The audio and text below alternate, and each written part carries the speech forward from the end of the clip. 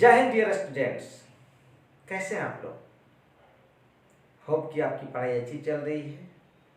और जो पिछला लेक्चर हमने पढ़ा था इक्विपोटेंशियल सरफेस, अभी उसी को हम लोग कंटिन्यू कर रहे हैं। और उसी में एक और हमारे पास एक टॉपिक है छोटा सा, उसी का पार्ट है relation between electric field and electric potential. पहले हमने इलेक्ट्रिक फील्ड के बारे में पढ़ा, फिर हमने इलेक्ट्रिक पोटेंशियल के बारे में पढ़ा। और जब इलेक्ट्रिक पोटेंशियल को मैंने डिफाइन किया था तो उसके लिए मैंने इलेक्ट्रिक फील्ड का नाम लिया था। इसका मतलब इस दोनों में कोई रिलेशन तो होगा। तो आज उस रिलेशन के बारे में हम लोग एनालिसिस करते हैं। देखेंगे, जैसा कि आपको बताया गया है, work done by external force is equal to negative of work done by electric force. कब ये रिलेशन कब वैलिड होगा? जब कोई काइनेटिक एनर्जी डेवलप ना हो, सिस्टम में कोई भी काइनेटिक एनर्जी डेवलप नहीं हो रहा है। सो इस work done by external force को हम लोग ने ऐसा लिखा। अगर हम इसको एलिमेंट्री फॉर्म में चाहें तो वो भी लिख सकते हैं। अब इसको हम लोग कैसे लिख सकते हैं भाई? इसको कैसे लिख सकते हैं? लिख सकते हैं F dot L external force. ये कौन सा फोर्स है? इलेक्ट्रिक फोर्स है, राइट। अब इस रिलेशन को अगर हम चाहें तो एलिमेंट्री फॉर्म में लिखेंगे D W external is equal to negative of F dot D L, right. और इस F को, ये इलेक्ट्रिक फोर्स है, इसको हम लोग लिख सकते हैं Q into E vector dot dl,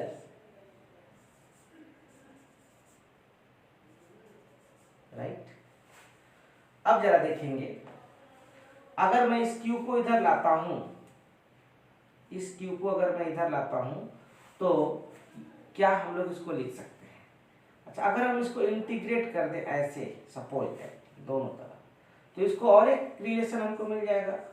work done by external force is equal to negative of Q, constant है बाहर ले लेते हैं अगर, तो ई डॉट डी। यहाँ डॉट लिखना बहुत जरूरी है, राइट। अब इस work done by external force is equal to what? Change in potential energy, या चाहे तो हम लोग डेल्टा यू भी लिख सकते हैं, is equal to negative of E dot D L. अब हम चाहें तो इसको ऐसे भी लिख सकते हैं, delta U by Q is equal to negative of E dot D L. और इतना के बराबर क्या लिखेंगे हम लोग? Delta B is equal to E dot D L, right.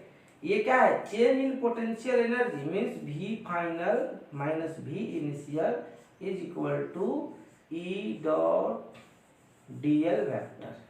ये रिलेशन हमको मिला। हम चाहें तो इस रिलेशन को एलिमेंट्री फॉर्म में भी लिख सकते हैं। ये जरा देखेंगे relation in elementary form.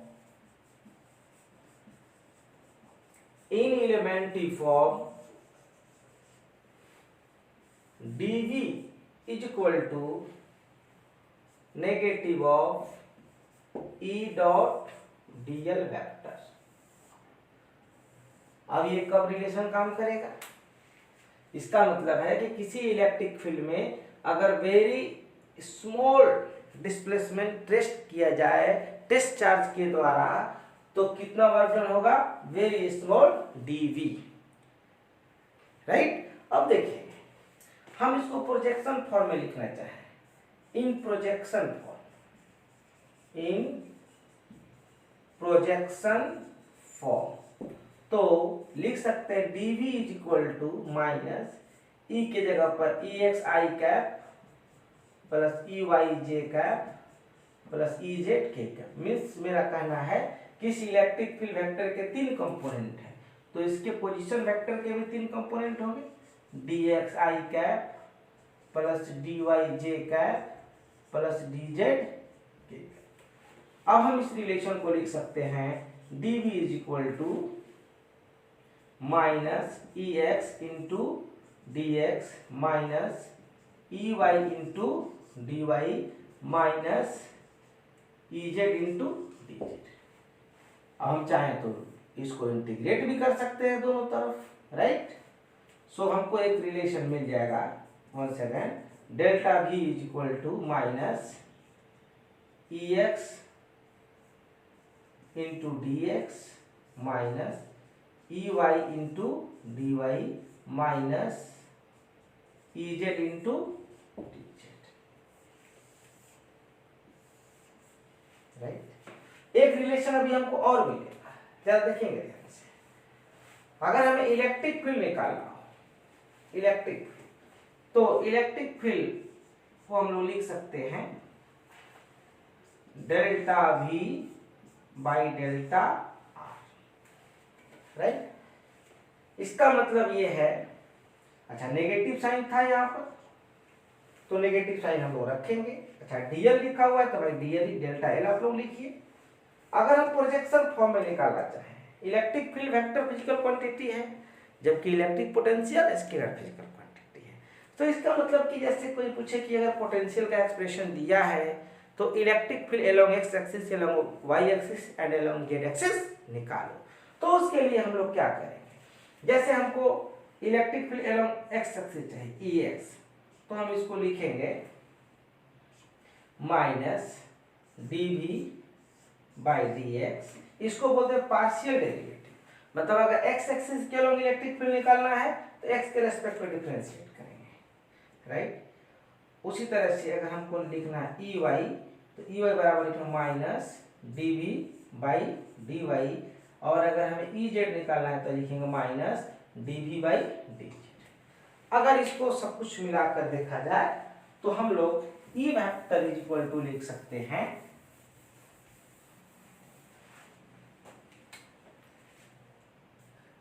E vector is equal to हम लोग लिख सकते हैं negative of dv by dx I cap minus dv by dz into dy into J cap minus dv by dz into, इसको दो पढ़ते हैं और एक पार्शियल डिफरेंशिएशन है, राइट। और ऐसे जनरल सिंपल फॉर्म में अगर हम लोग लिखते हैं मैग्नीट्यूड के फॉर्म, जैसे इलेक्ट्रिक फील्ड का अगर मैग्नीट्यूड चाहिए तो हम लोग ऐसे लिखते हैं delta D by delta L. अगर हमको पूरा मैग्नीट्यूड चाहिए तो लिखेंगे delta we by delta L, right. ये रिलेशन बहुत ही इंपॉर्टेंट है इस चैप्टर को डिस्कस करने के लिए, right.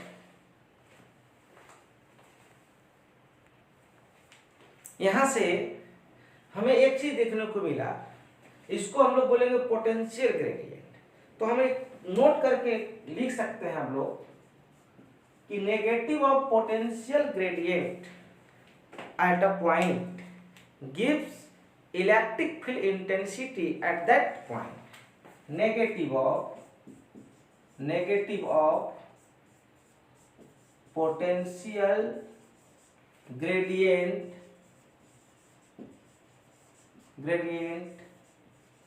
gives electric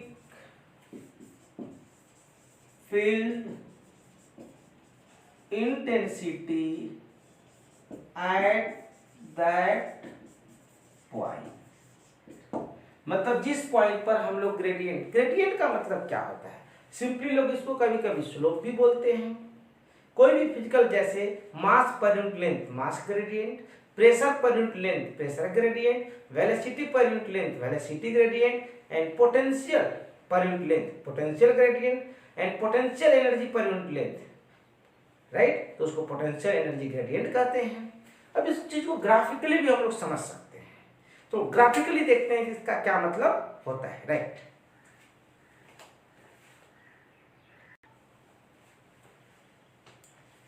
If we have a curve, electric potential versus position, then with the help of this curve we can find electric field intensity at any point. जैसे कि सब हमने एक रिलेशन मिला E is equal to minus delta V by delta R। यहाँ R के जगह पर क्या है x, राइट। अब मेरे से कोई पूछता है कि भाई चलो बताओ कि इस पॉइंट पर यहाँ पर इलेक्ट्रिक फील्ड क्या होगा। तो इस पॉइंट पर हम क्या कर रहे हैं, एक टेंजेंट डालते हैं और ये टेंजेंट इस एक्सिस के साथ कुछ एंगल बनाएगा।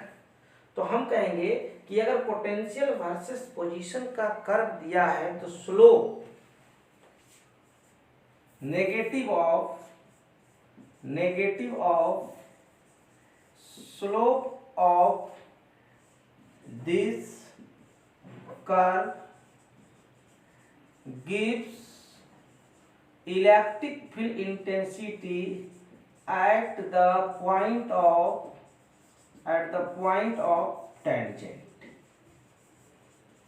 जिस पॉइंट पर हम लोग टेंजेंट डालते हैं, इस पॉइंट पर टेंजेंट डालेंगे तो टेंजेंट का जो स्लोप होगा उसका नेगेटिव क्या देगा, इलेक्ट्रिक फील्ड इंटेंसिटी। एक दूसरा सिचुएशन भी है मेरे पास, इलेक्ट्रिक फील्ड वर्सेस पोजीशन हमको ग्राफ दिया है और जैसा कि हमको पता है dV इज इक्वल टू, ये रिलेशन हमको मिला था माइनस E डॉट dl। यहाँ dl की जगह पर हमने x लिया है तो हम लिखेंगे dx, राइट। अब ये एक छोटा सा एरिया है, सपोज दैट हम एक छोटा सा एलिमेंट लेते हैं यहाँ पर, वेरी स्मॉल एलिमेंट, तो इसको क्या कहेंगे, एरिया कहेंगे। अब इसको इंटीग्रेट अगर हम लोग कर देते हैं, राइट, तो डेल्टा V, जैसे हम कहें x1 से कहाँ तक, x1 से x2 तक, तो यहाँ का पोटेंशियल V1 है और यहाँ का पोटेंशियल V2 है। तो हम लोग क्या लिखेंगे इसको सोल्व करके, V2 minus V1 is equal to negative of E dot dx x1 to x2। So यहाँ से एक कंक्लूजन और है कि area under the curve of electric field versus position gives potential difference between two point. तो मैं लिख देता हूं, area under the curve E vector versus position, और इधर पोजीशन को मैंने x से नोट किया गया, can give potential difference between two points, right. अब अभी तक जो मैंने कॉन्सेप्ट सीखा उस पर बेस्ड छोटे छोटे न्यूमेरिकल हम लोग करते हैं।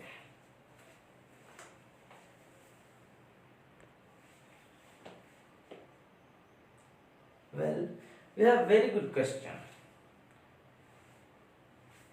पढ़ देता हूं मैं।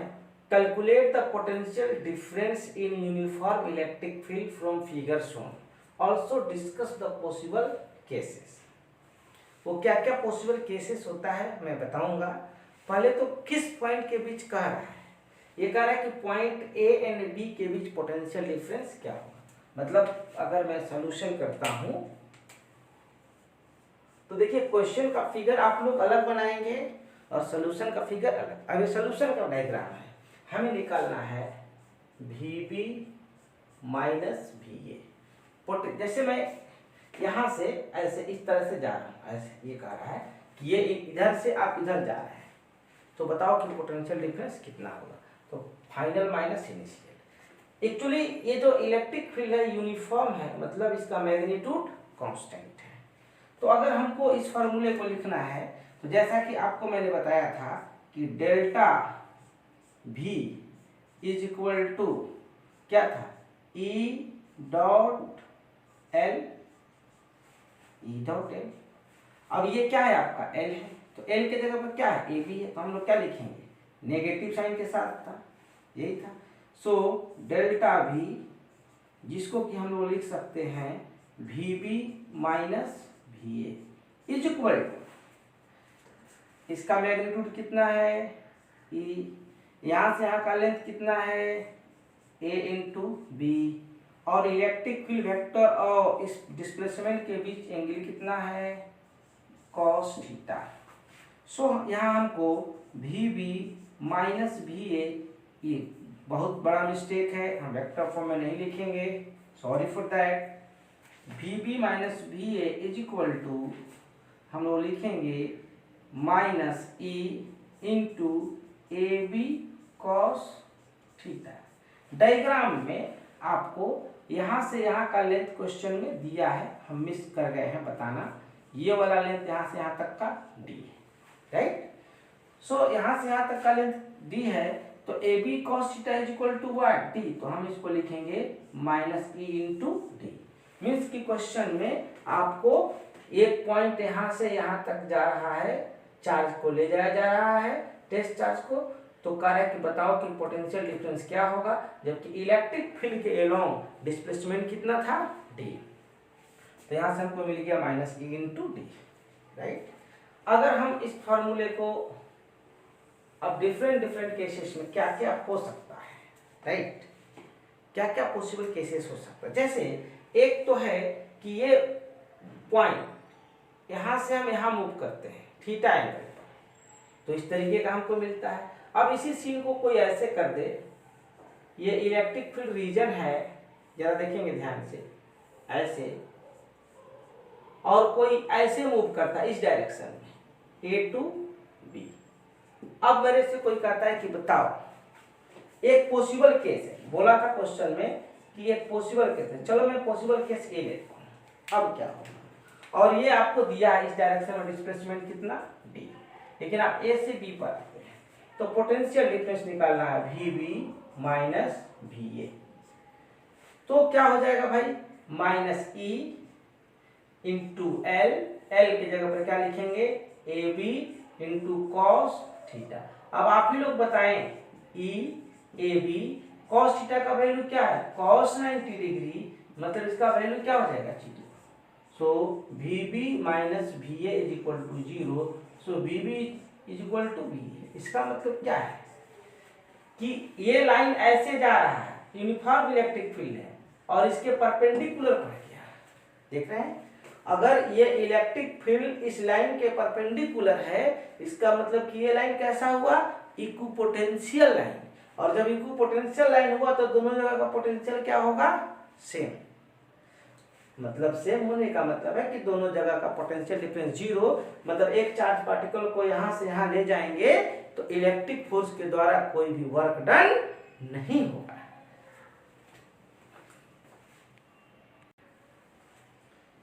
हमारे पास एक और केस है।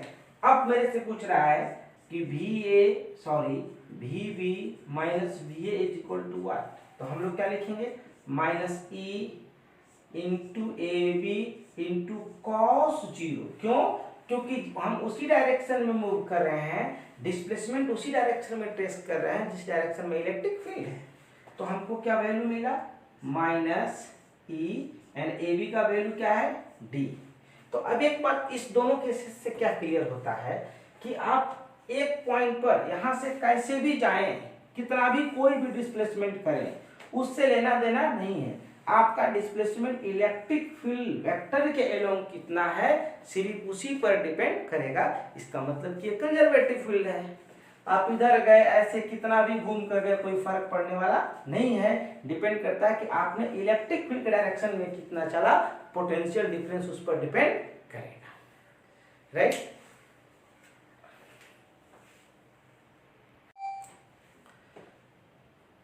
मेरे पास एक सेकेंड क्वेश्चन है, और इस क्वेश्चन में इलेक्ट्रिक पोटेंशियल का एक्सप्रेशन दिया गया है। तो उस एक्सप्रेशन के हेल्प से हमें इलेक्ट्रिक फील्ड इंटेंसिटी निकालना है। क्वेश्चन पढ़ देता हूं मैं।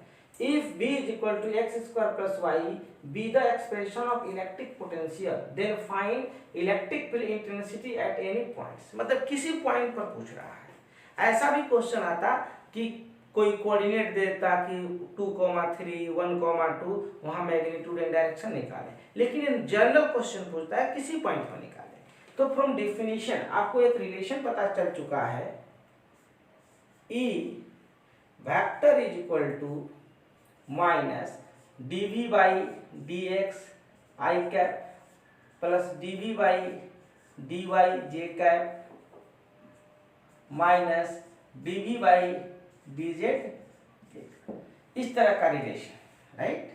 अब हम इसमें रखते हैं माइनस b की जगह पर क्या है X square plus Y by D x I cap minus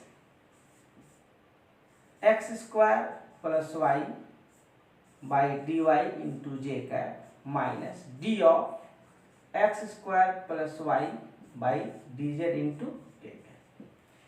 ये सिंबल को हम लोग पार्शियल डेरिवेटिव कहते हैं।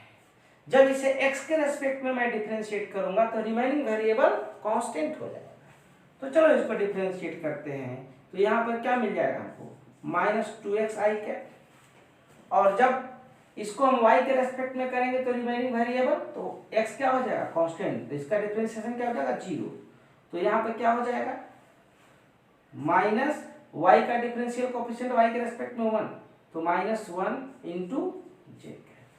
सो हमें ये एक्सप्रेशन मिल गया है इलेक्ट्रिक फील्ड इंटेंसिटी का। इसका क्या होगा, तो इसमें तो ये भी कांस्टेंट, ये भी कांस्टेंट 0, जेड का टर्म है ही नहीं, ये वाला तो ऑलरेडी क्या हो जाएगा 0 के। तो हमको general expression of electric field मिला माइनस 2x आई कैप माइनस जे कैप। अब ये इलेक्ट्रिक फील्ड के बारे में क्या ख्याल है, तो हम कहेंगे ये electric field non uniform electric field है, क्योंकि यहाँ x का एक्सप्रेशन है। अब इसी में पूछ देता है कि 1,2 पर क्या होगा, तो y तो कांस्टेंट है, तो x की जगह पर क्या रखते हैं 1, फिर मैग्नीट्यूड भी निकाल लेते हैं और डायरेक्शन भी हम लोग निकाल लेते हैं। चलिए दूसरा क्वेश्चन लेते हैं हम लोग।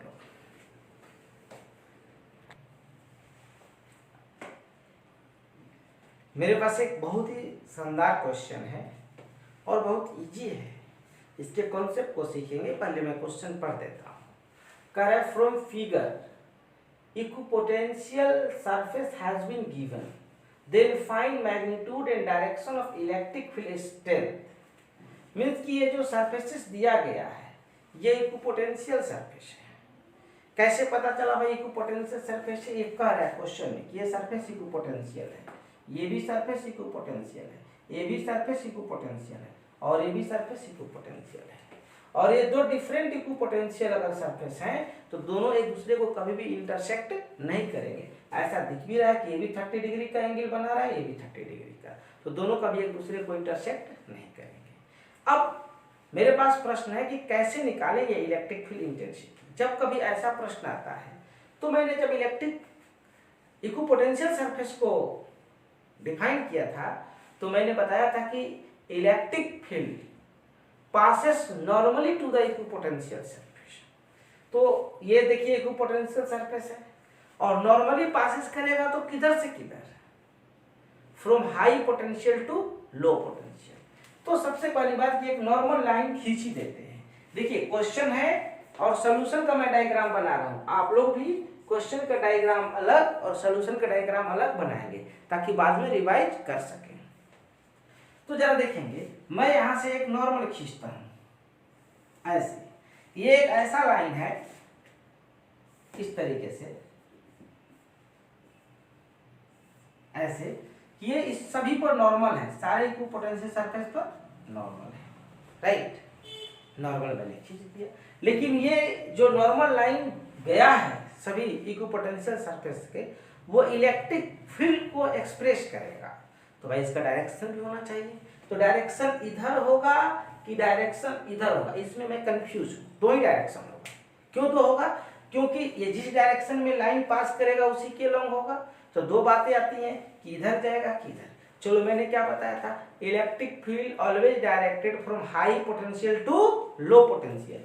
तो बोलो ये हाई पोटेंशियल है, ये लो है, ये हाई है, ये लो है, मतलब इलेक्ट्रिक फील्ड कैसे जाएगा इस डायरेक्शन। तो ये वाला डायरेक्शन नहीं होगा और इलेक्ट्रिक फील्ड का डायरेक्शन हमको मिल चुका है। अगर मेरे से सिर्फ डायरेक्शन पूछे तब तो मैं बता दूंगा। देखो भाई कैसे बता दूंगा, मतलब हमारा जो डायरेक्शन होगा ये वाला एंगल होगा, ये पूरा एंगल होगा, राइट। अब ये एंगल कैसे निकालेंगे हम लोग जरा देखेंगे।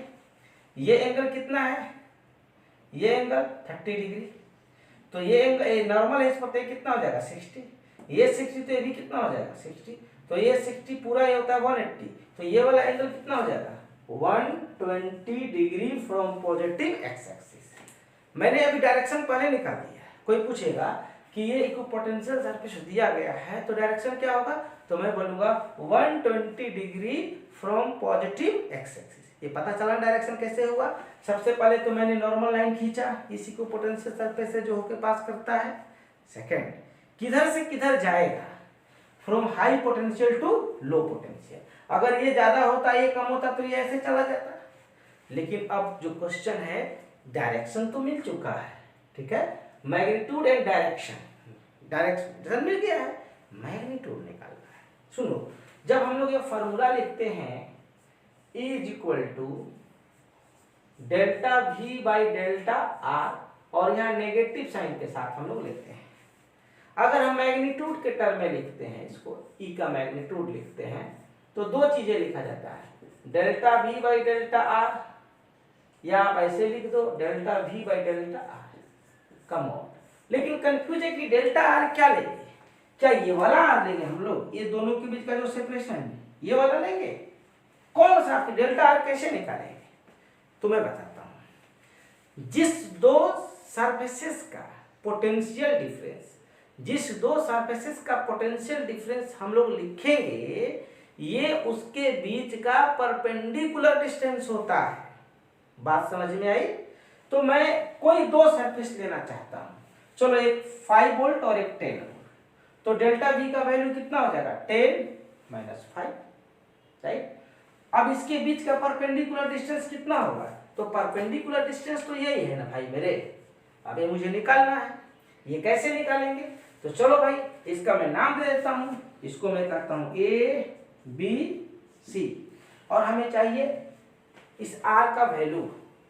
तो R का वैल्यू चाहिए तो कैसे निकालेंगे, इंट्रायंगल ABC में, चलिए भाई ये मैं एंगल लेता हूं, ये 90 डिग्री का एंगल है, ये यहाँ पे एंगल 60 डिग्री हो जाएगा। तो बोलो cos 60 degree is equal to what, cos 60 degree is equal to base by hypotenuse. तो ये क्या हो जाएगा R, और हाइपोटेनस यहाँ से देखो ये 10 सेंटीमीटर है, 20 सेंटीमीटर, तो यहाँ से यहाँ का लेंथ कितना हो जाएगा, 10 centimetre. So R is equal to what, 10 cos 60 degree, मतलब 10 इंटू 1.2 सेंटीमीटर, इसको मीटर में बदलेंगे तो 5 into 10 to the power minus 2 metre. ये जो वैल्यू हमारा है ये डेल्टा R का वैल्यू, मतलब कि जो दोनों इक्विपोटेंशियल सरफेस है इसके बीच का परपेंडिकुलर डिस्टेंस। अब हमें E निकालना है, तो E का मैग्नीट्यूड हमको मिल चुका है, delta V by delta R, मतलब 10 माइनस 5 बाई डेल्टा R का वैल्यू क्या है भाई, 5 into 10 to the power minus 2, बोले तो 5 into 10 to the power 2 by 5, हमको क्या मिल जाएगा, 100 newton per coulomb, 100 newton per coulomb मिल गया है। डायरेक्शन अगर वेक्टर के फॉर्म में लिखेंगे तो at an angle 120 degree from positive X axis. Okay,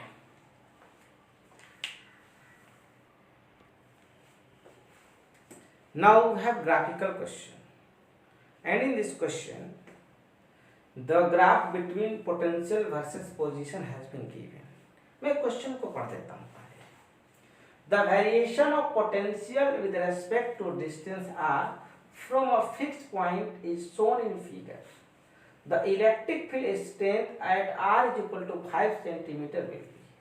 means कह रहा है कि एक वैरिंग पोटेंशियल है और जिसका वेरिएशन पोजीशन या डिस्टेंस के रेस्पेक्ट में ये दिखा रहा है कि इस तरीके से वैरी कर रहा है। पहले देख रहे हैं इस तरीके से है, राइज कर रहा है, फिर कांस्टेंट हो गया, फिर फॉल करने लगा। तो कह रहा है कि r is equal to 5 centimetre. तो जरा हम देखेंगे यहीं पर ये क्या है, 2 है, ये 4 है, ये 6 है, तो कहीं इधर ही होगा। इस ग्राफ को देख के क्या लग रहा है कि यहाँ से यहाँ तक का इलेक्ट्रिक फील्ड सेम होगा। क्यों सेम होगा, क्योंकि यहाँ से यहाँ तक का स्लोप सेम है, यहाँ से यहाँ तक का भी इलेक्ट्रिक फील्ड सेम होगा, और यहाँ से यहाँ तक का भी इलेक्ट्रिक फील्ड सेम होगा। जरा एक बात और देखें, अगर यहाँ देखें तो स्लोप तो जीरो हो जाएगा, तो जब स्लोप जीरो हो जाएगा इसका मतलब कि इलेक्ट्रिक फील्ड वहाँ क्या है, zero, there is no electric field, मतलब यहाँ कुछ होगा ही नहीं, इलेक्ट्रिक फील्ड होगा ही नहीं। दूसरा चीज, सर ऐसा हो सकता है क्या कि इलेक्ट्रिक फील्ड जीरो हो जाए कहीं इतना से इतना रीजन तक और वहां पर पोटेंशियल है? यस, हो सकता है। बताएं कहाँ? अगर आप एक हॉलो कंडक्टिंग सेल लेते हैं तो हॉलो कंडक्टिंग सेल के अंदर आप प्रॉपर्टीज ऑफ कंडक्टर में पढ़ेंगे, या मैं भी एक क्वेश्चन करा देता हूं, तो उस सेल के अंदर इलेक्ट्रोस्टैटिक कंडीशन में कोई भी इलेक्ट्रिक फील्ड नहीं होता है कभी भी नहीं, क्योंकि अंदर में कोई चार्ज नहीं है, जबकि उसके अंदर में कांस्टेंट पोटेंशियल होता है, जो सरफेस पर होता है वो थ्रू आउट द सरफेस होता है। ऐसा दिखाया गया, एक क्वेश्चन उस पर भी हम लोग कर देते हैं। इसका मतलब कि यहाँ से यहाँ तक का स्लोप कांस्टेंट है तो पोटेंशियल भी सेम हो, मतलब इलेक्ट्रिक फील्ड भी सेम होगा, तो हम यही निकालना है। तो E बराबर हमको क्या बताया गया है, E बराबर बताया गया negative of delta V by delta R। इसको जब हम लिखते हैं ऐसे, जब सिंपली इस तरह का ग्राफ दिया तो लिखने का तरीका है V final minus V initial by R final minus R initial. चलिए भाई लिखते हैं, चलो हम यहाँ से दो पॉइंट के बीच लेते हैं, ये वाला पॉइंट, तो फाइनल, अगर फाइनल देखेंगे तो यहाँ पर पोटेंशियल क्या है, जीरो, इनिशियल हम इस दोनों पॉइंट के बीच लेते हैं तो यहाँ का पोटेंशियल क्या है भाई, 10 बाई R फाइनल, यहाँ का पोजीशन कितना है बाबू, 6, इनिशियल पोजीशन कितना है, 4, तो ये कितना हो जाएगा माइनस 10 बाई 2, ये हो जाएगा आपका -5 वोल्ट पर सेंटीमीटर। मीन्स इलेक्ट्रिक फील्ड का एक और भी हमें यूनिट मिलता है, वोल्ट पर मीटर या वोल्ट पर सेंटीमीटर, ये भी आपको बताया गया है। तो इस तरीके से अगर ग्राफ दिया रहेगा तो भी हम क्वेश्चन सोल्व कर पाएंगे, राइट? ओके।